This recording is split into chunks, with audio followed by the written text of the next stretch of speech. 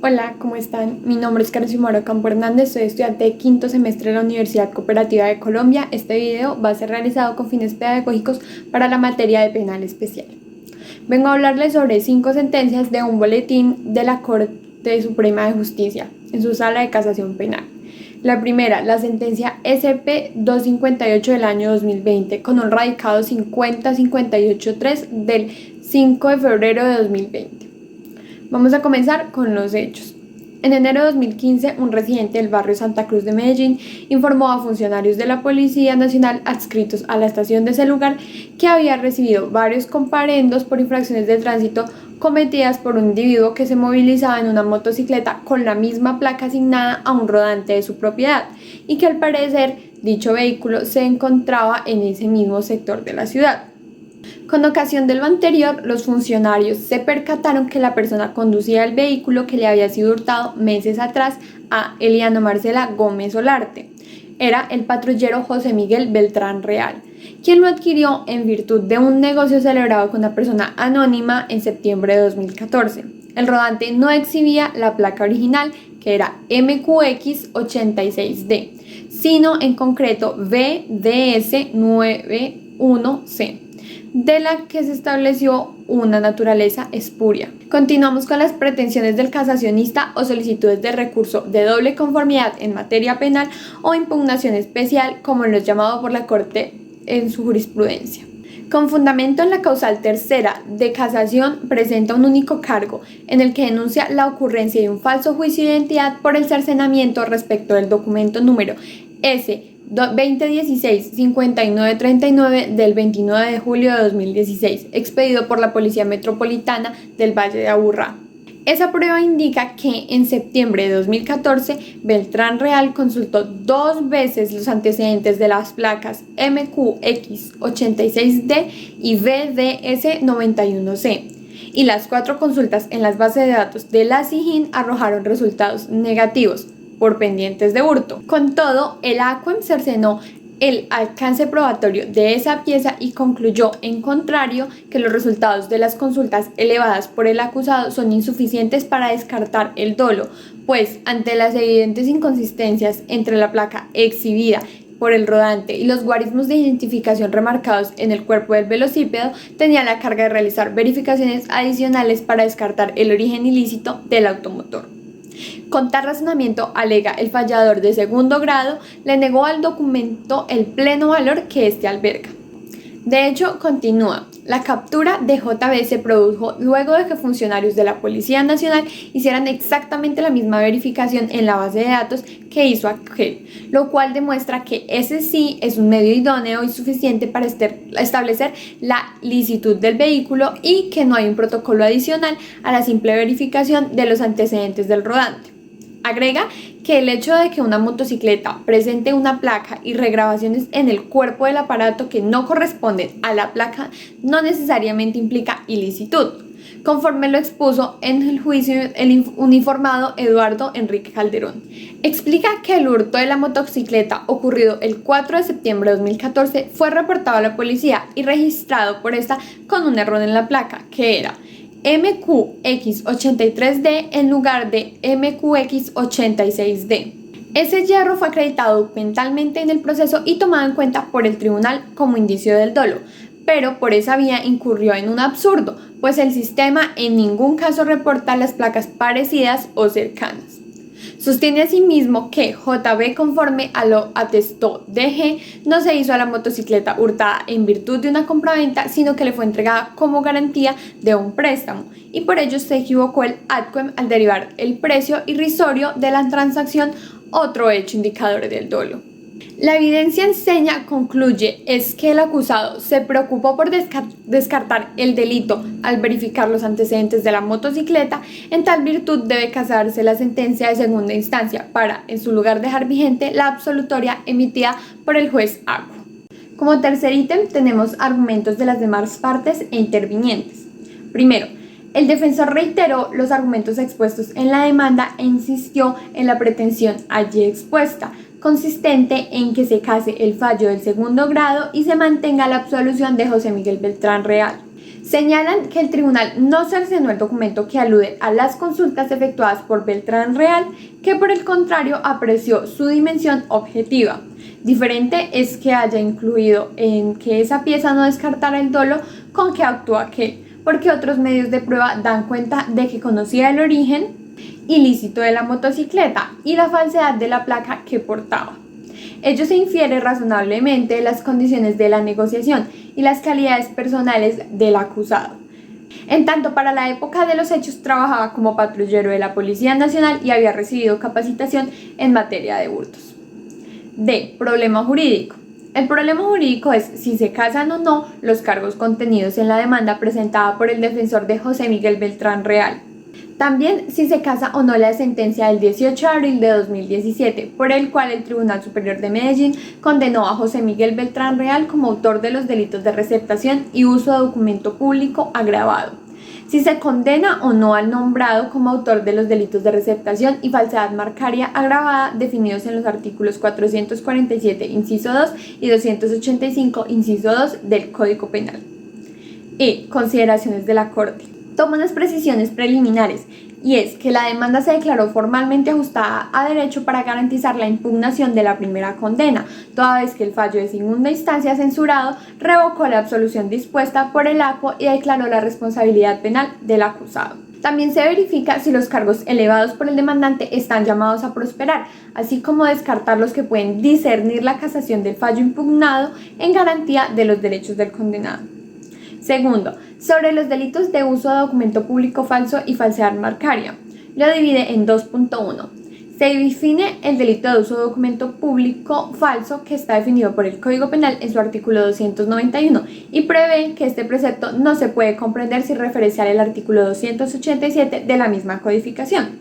Ubica la falsedad marcaria en el artículo 285 y Biden, la cual lo define. Luego del análisis decide reprimir algunos comportamientos, menciona además la calidad meritoria que tienen las placas en Colombia y cuál es su naturaleza y función.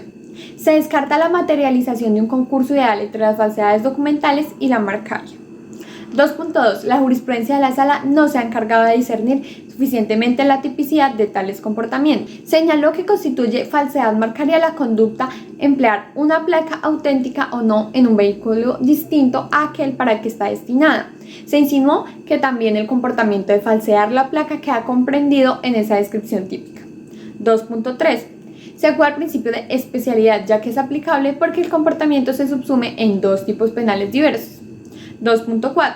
De acuerdo con la pauta hermenéutica esbozada, entonces se tienen las siguientes conclusiones. 2 puntos. El delito de falsedad marcaria en la modalidad agravada se configura por la falsificación material de una placa vehicular, úsese o no, y la aplicación de una placa a un vehículo el cual no está originalmente destinado.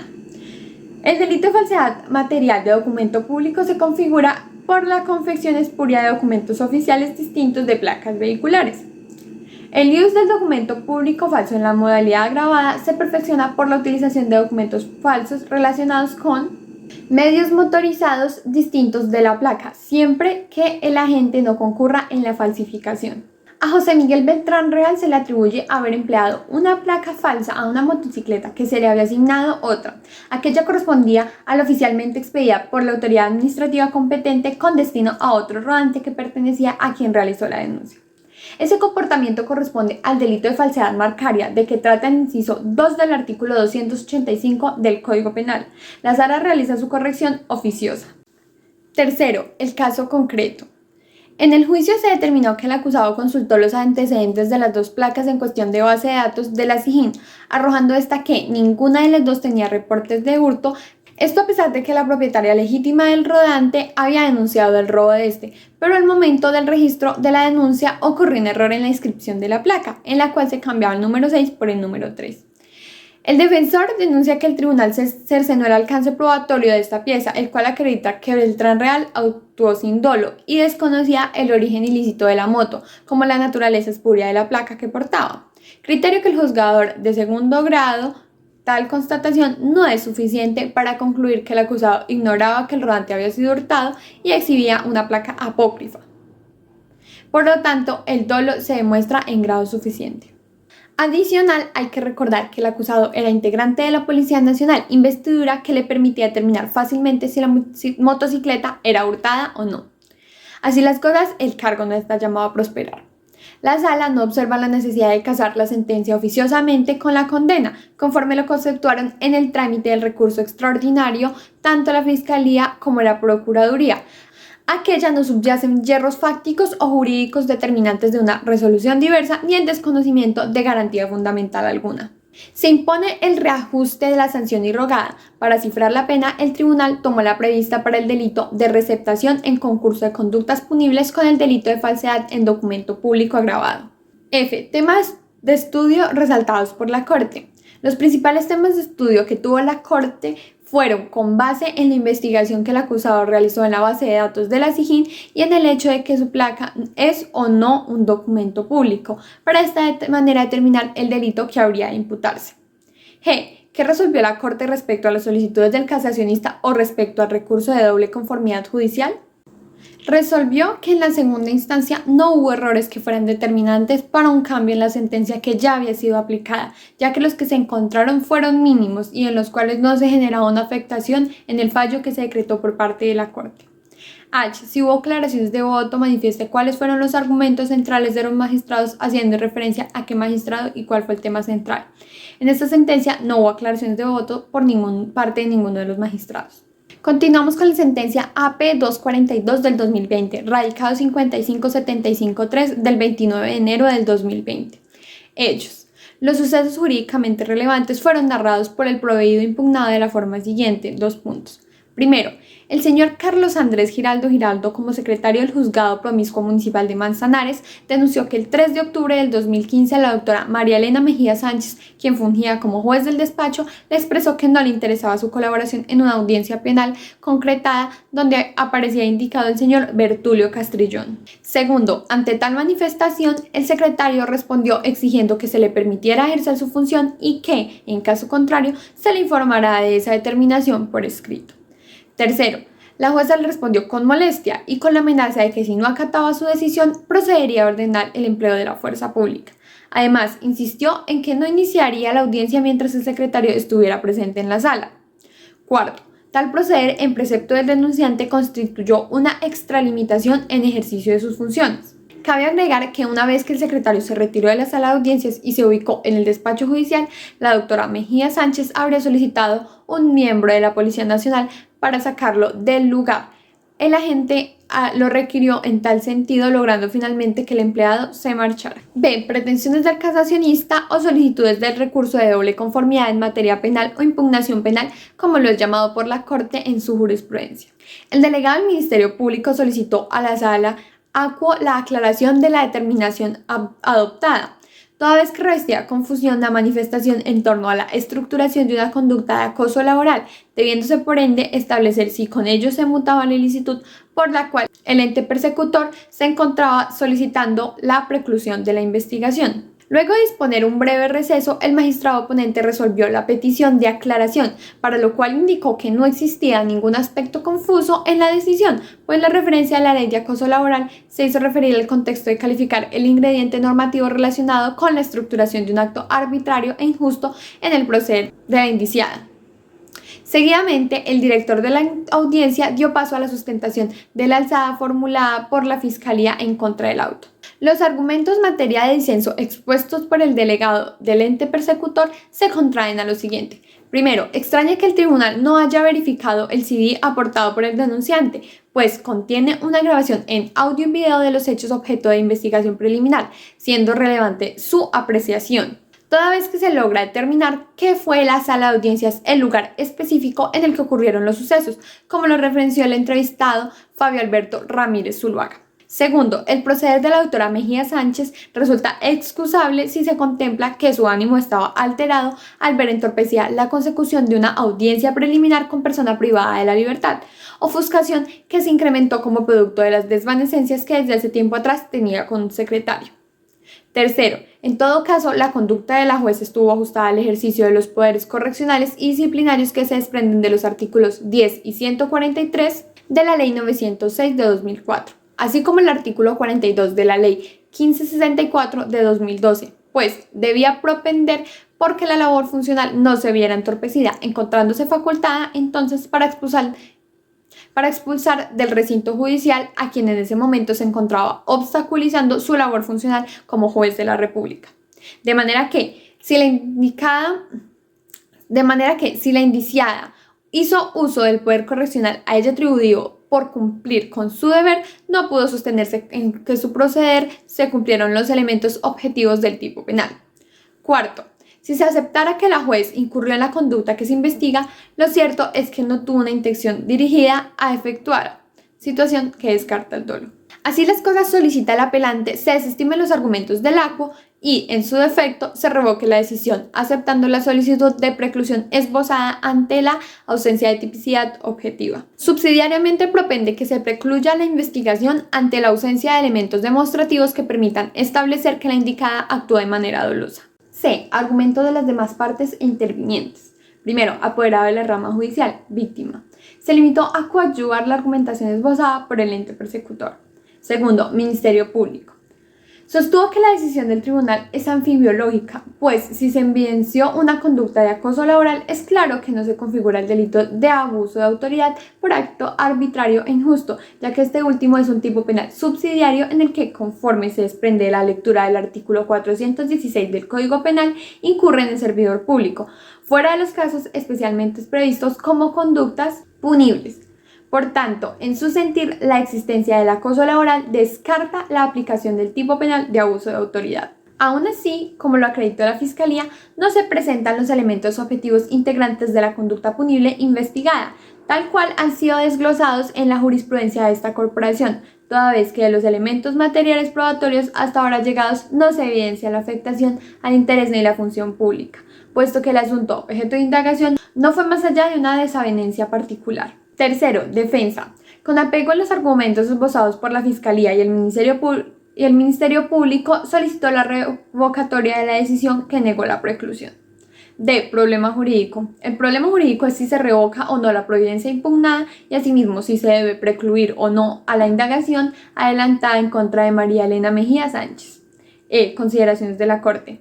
Primero, competencia. Conforme se disponen los artículos 23, numeral 3, 176 y 177, numeral 2 de la Ley 906 de 2004, la Corte es competente para resolver el recurso de apelación interpuesto contra el auto dictado por la Sala Penal del Tribunal Superior del Distrito Judicial de Manizales, el 27 de junio de 2019, por cuyo medio no precluyó la investigación que se adelanta en contra de la doctora María Elena Mejía Sánchez por el presunto delito de abuso de autoridad por acto arbitrario e injusto.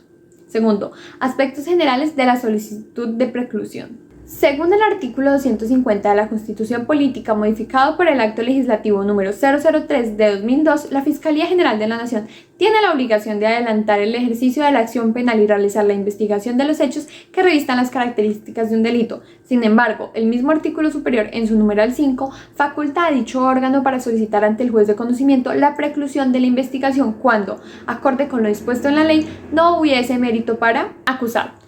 Esa misma facultad aparece reiterada en el artículo 331 de la Ley 904 de 2004 y, como fue explicado en la sentencia C-591 de 2005, puede ejercitarse aún con anterioridad a la formulación de la imputación. La solicitud de preclusión no puede ser más que una simple exposición argumentativa por parte del peticionario, sino que además debe contar con el respectivo sustento probatorio que permita al juez de conocimiento llegar a un estado de convicción. Tercero, de la causal invocada. El numeral cuarto del artículo 331 de la Ley 906 de 2004 establece como causal de preclusión la investigación la atipicidad del hecho investigado. Tal y como puede verse, la norma no distingue entre la tipicidad objetiva y la subjetiva, por lo que la interpretación literal y sistemática del precepto obliga a concluir que incluye ambas categorías. Caso concreto.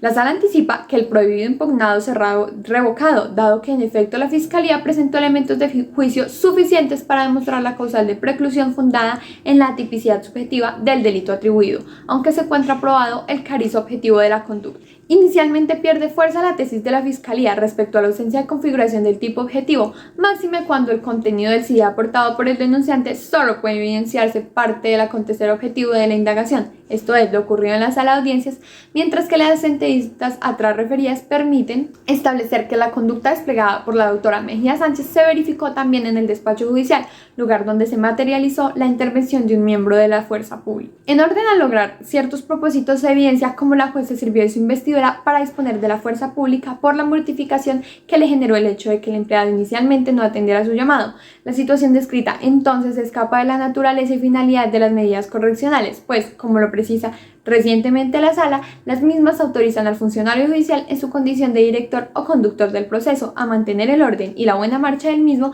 en desarrollo general o determinadas acciones, como las audiencias. Establece el numeral 10 del artículo 32 del Código Penal que no habrá responsabilidad penal cuando se obre con error invencible. Si el error fuera vencible, continúa la norma, la conducta será punible cuando la ley la hubiere previsto como culposa.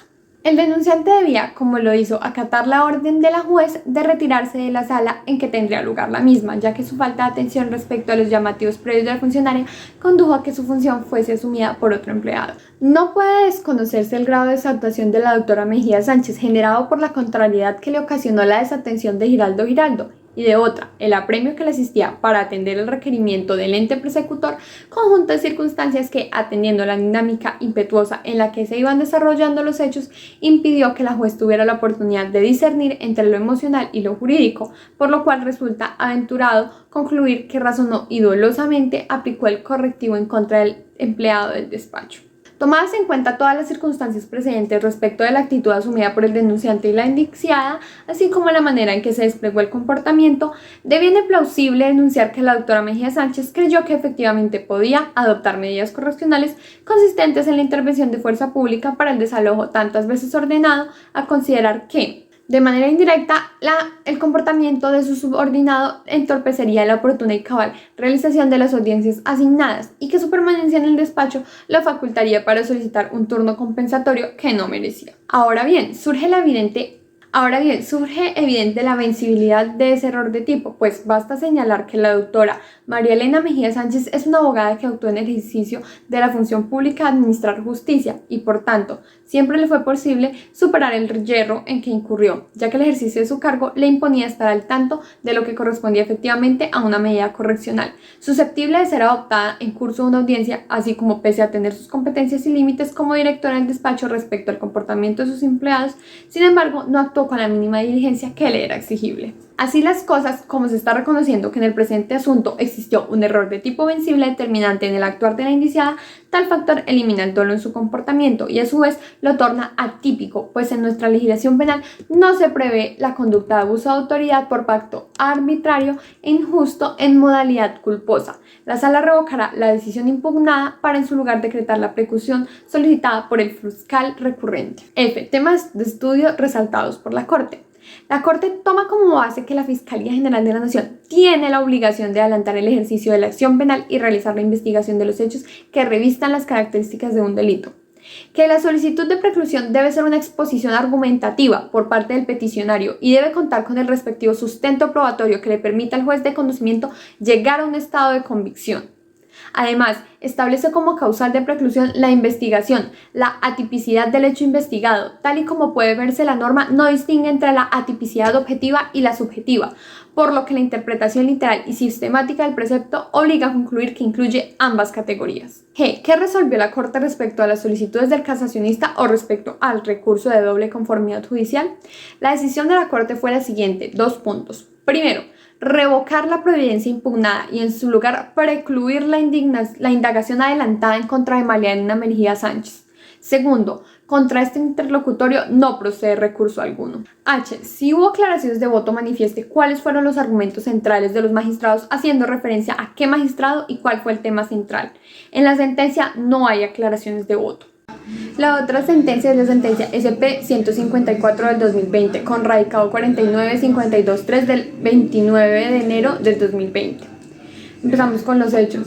En visita administrativa de seguimiento dispuesta por la Dirección Seccional de Fiscalías de Manizales al despacho de la Fiscal Primera Seccional de Puerto Boyacá, Eva Cecilia Murillo Perea, se estableció que entre junio de 2011 y mayo de 2013 fue registrado en el Sistema de Información SPOA, Sistema Penal Oral Acusatorio de dicha entidad, y en el reporte mensual de estadística el egreso de 183 actuaciones de las cuales solo 4 tenían resolución de archivo. En las restantes no obraban las decisiones de archivar o las órdenes de remisión y tampoco aparecían las preclusiones de investigación por muerte que debían proferir los jueces, motivo por la cual la referida Dirección Seccional de Fiscalías dispuso compulsar copias para promover la correspondiente investigación penal. B. Pretensiones del casacionista o solicitudes de recurso de doble conformidad en materia penal o impugnación especial, como lo es llamado por la Corte en su jurisprudencia. Primero, apelación de Eva Cecilia Murillo Perea. Solicitó la revocatoria del fallo de condena con base en los siguientes argumentos. Primero, la conducta imputada es atípica, pues recayó sobre un instrumento que no tiene la condición de documento público, en cuanto carece de capacidad para crear relaciones jurídicas, otorgar derechos o negarlos.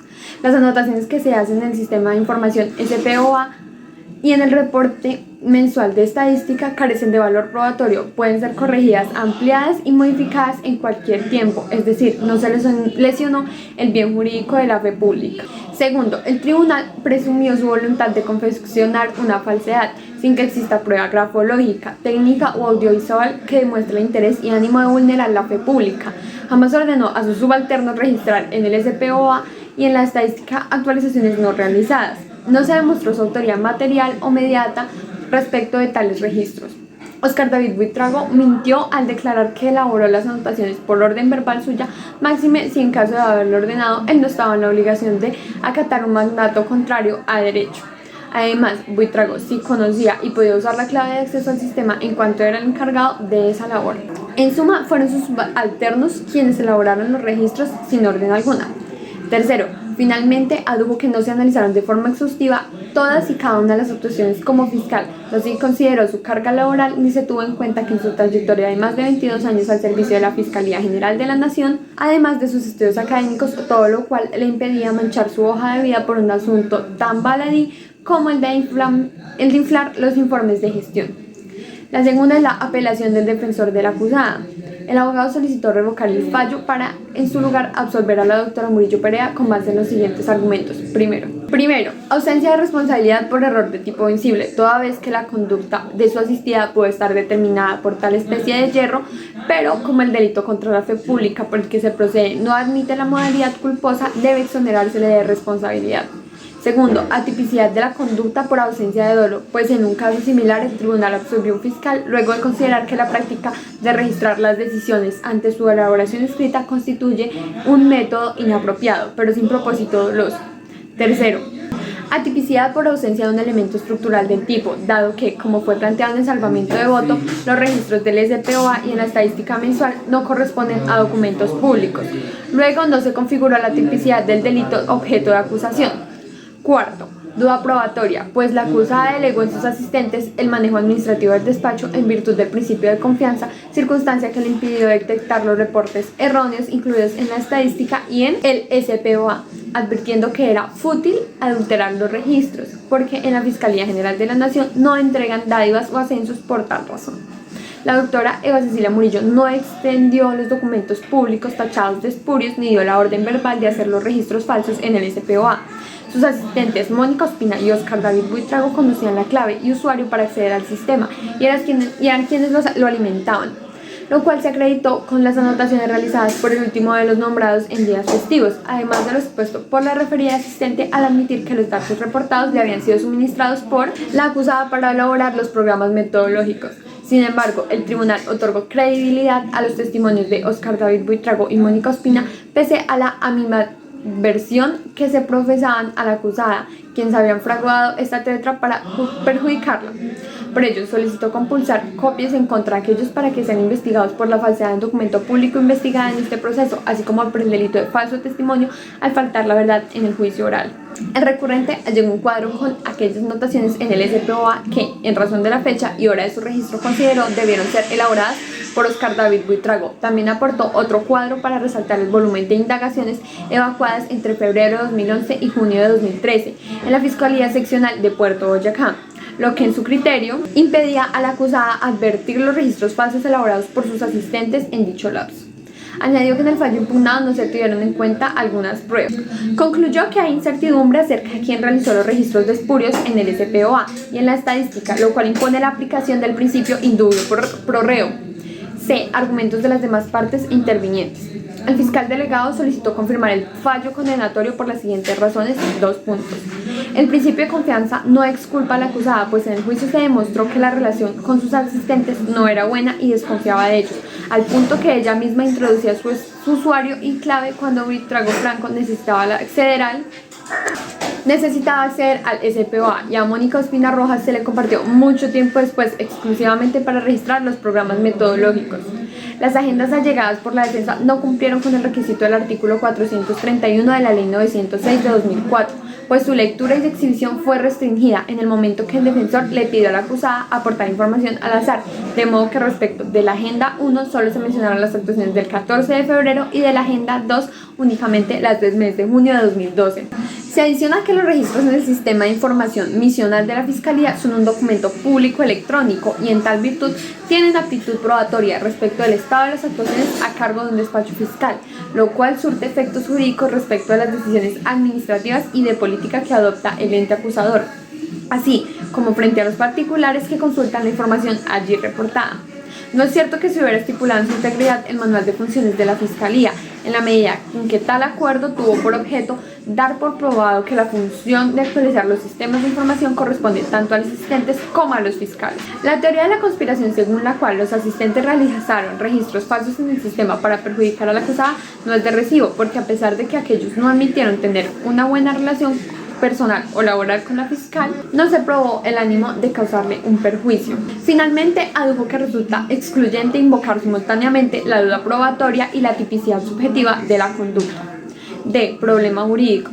El problema jurídico es si se confirma o no la sentencia proferida por el Tribunal Superior de Manizales el 29 de noviembre de 2016, mediante la cual se condenó a la doctora Eva Cecilia Murillo Perea como autora del delito de falsedad ideológica en un documento público. Consideraciones de la Corte. Como algunos de los argumentos expuestos por la acusada coinciden con los de su defensor, ambas impugnaciones serán resueltas de manera conjunta. Primero, acerca de que la conducta imputada es atípica, pues recayó sobre un instrumento que no tiene la condición de documento público en cuanto carece de capacidad para crear relaciones jurídicas, otorgar derechos o negarlos, y además no se le lesionó el bien jurídico de la fe pública. Se tiene que en el artículo 286 del Código Penal comete el delito de falsedad ideológica en documento público el servidor público que en ejercicio de sus funciones, al extender un documento público que pueda servir de prueba, consigne una falsedad o calle total o parcialmente la verdad. Es necesario que tal instrumento pueda servir de prueba, condición sin la cual la conducta no supera el juicio de tipicidad objetiva. La falsedad ideológica se configura cuando el servidor público consigna en el documento público hechos y circunstancias ajenos a la realidad, es decir, cuando falta a su deber de verdad con efectos jurídicos, obligación propia de los servidores públicos, dada su facultad certificadora de la verdad, además de la presunción de autenticidad y veracidad de los documentos que expiden o en los cuales intervienen. Como también la acusada y su defensor refirieron con base en el salvamento de voto al fallo de primer grado que con la conducta investigada no se afectó el bien jurídico de la fe pública en razón de que solo la doctora Murillo Perea tenía acceso a la información falsa y por tanto no trascendió al conglomerado social la investigación a las relaciones jurídicas de la parte. La Corte advierte que tales observaciones no se ajustan a la realidad. En suma, encuentra la Corte que las referidas bases de datos sí tienen el carácter de documentos públicos y la conducta de la acusada puso en efectivo peligro el bien jurídico de la fe pública, en especial dada la utilidad de dichas bases de datos en la toma de decisiones dentro de la Fiscalía General de la Nación. El argumento no prospera.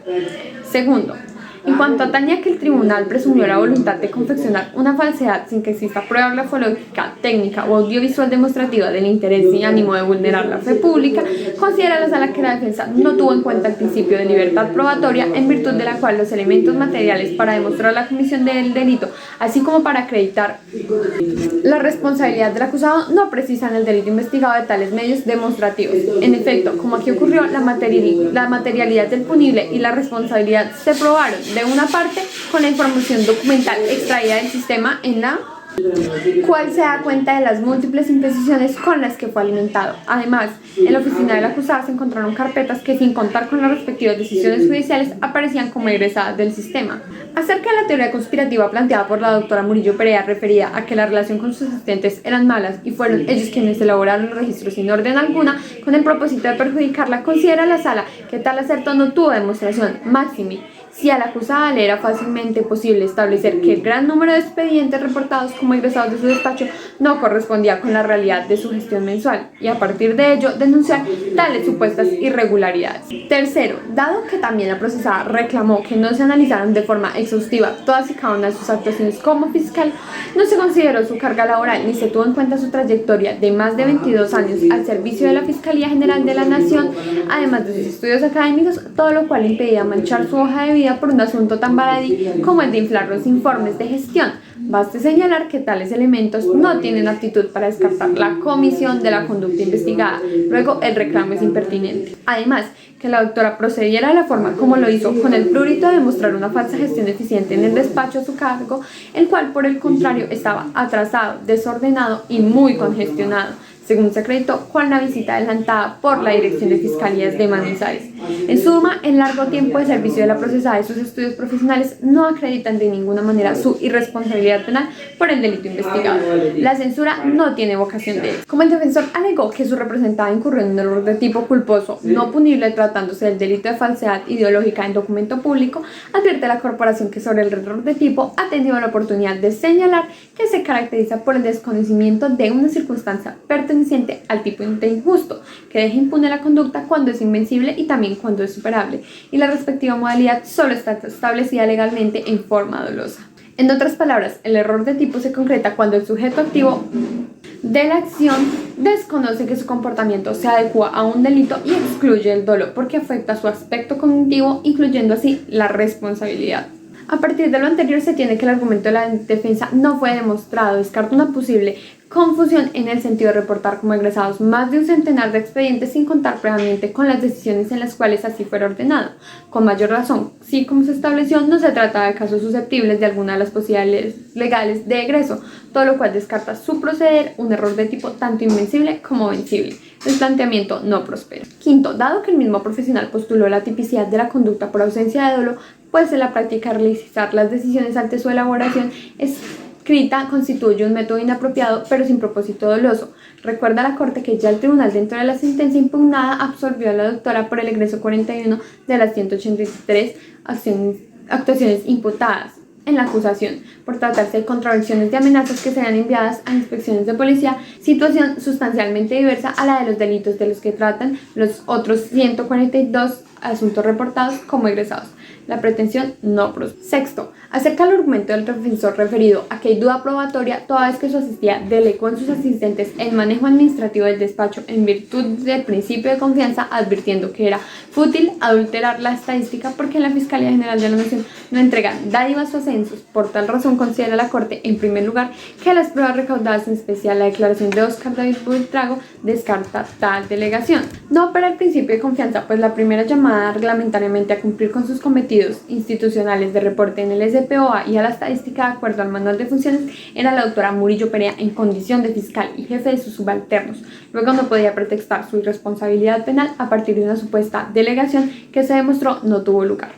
El planteamiento no prospera, máxime si el recurrente no dijo ni la sala encuentra cuál sería la duda probatoria sobre la materialidad del delito o sobre la responsabilidad de la procesada capaz de sustentar un fallo absolutorio. Con relación a que la doctora Eva Cecilia Murillo no extendió los documentos públicos tachados de espurio ni dio la orden verbal de hacer los registros falsos en el SPOA, basta recordar que, como ya se advirtió, su asistente Óscar David Buitrago declaró que ella era quien mandaba efectuar los registros de los reportes e introducía su identificación de usuario y clave para consignar los datos de las actuaciones egresadas, es decir, sí intervenía en el proceso de reporte al SPOA y a la estadística mensual. Lo aducido no tiene vocación de éxito. Octavo, en lo atinente que la doctora Murillo Perea estaba muy atareada por las diferentes actuaciones que le competían adelantar, según lo pretendió acreditar la defensa con las agendas presentadas sobre las audiencias evacuadas, así como con el testimonio de Carmelita de la Cruz Palacio, la cual le impidió advertir los registros falsos elaborados por sus asistentes. Basta señalar de un lado que dichas agendas no cumplieron con la exigencia establecida en el artículo 431 de la Ley 906 de 2004, en cuanto a su lectura y exhibición fueron restringidas cuando el defensor solicitó a la acusada aportar información al azar, estableciéndose con relación a la Agenda 1 que únicamente se mencionaron las actuaciones del 14 de febrero y la Agenda 2 solo las del mes de junio de 2012, todo lo cual resta mérito demostrativo a tales elementos. Además, se corrigió en el sistema la falsa información reportada. Tal reactivación de algunas actuaciones fue producto de una medida administrativa dispuesta por la Dirección Seccional de Fiscalías de Manizales para enmendar las irregularidades encontradas en el inventario y estadística de la Fiscalía Seccional de Puerto Boyacá, de modo que de ninguna manera puede excluir la tipicidad o antijuricidad de la conducta investigada. El argumento tampoco prospera. Temas de estudio resaltados por la Corte. Los temas de estudio resaltados son los siguientes dos puntos. La conducta imputada es atípica, pues recayó sobre un instrumento que no tiene la condición de documento público en cuanto carece de capacidad para crear relaciones jurídicas, otorgar derechos o negarlos. El tribunal presumió la voluntad de confeccionar una falsedad sin que exista prueba grafológica, técnico o audiovisual de demostrar el interés y ánimo de vulnerar la fe pública. La defensa no tuvo en cuenta el principio de libertad probatoria, en virtud del cual los elementos materiales para demostrar la comisión del delito y demostrar la responsabilidad del acusado, que con más de 22 años de servicio a la Fiscalía, además de sus estudios universitarios, la doctora Murillo Perea procederá de tal forma como lo hizo con el purito de demostrar una falsa gestión eficiente en el despacho a su cargo. Sobre el error de tipo de la Corte lo señala caracterizado por el desconocimiento de una circunstancia perteneciente al tipo injusto, que deja impune la conducta cuando es invencible y también cuando es superable, y la respectiva modalidad solo está establecida legalmente en forma dolosa. G. ¿Qué resolvió la Corte respecto a las solicitudes del casacionista o respecto al recurso de conformidad judicial? Se debe confirmar la sentencia proferida por el Tribunal Superior de Manizales el 29 de noviembre de 2016, mediante la cual condenó a la doctora Eva Cecilia Murillo Perea como autora del delito de falsedad ideológica en documento público. Contra esta providencia no proceden recursos. H. Si hubo aclaraciones de voto, manifieste cuáles fueron los argumentos centrales de los magistrados, haciendo referencia a qué magistrado y cuál fue el tema central. En esta sentencia no hubo aclaraciones de voto por parte de ninguno de los magistrados. Las sentencias anteriormente mencionadas se encuentran en el Boletín Jurisprudencial de la Sala de Casación Penal de la Corte Suprema de Justicia de febrero 17 de 2020, número 2. Gracias, hasta luego.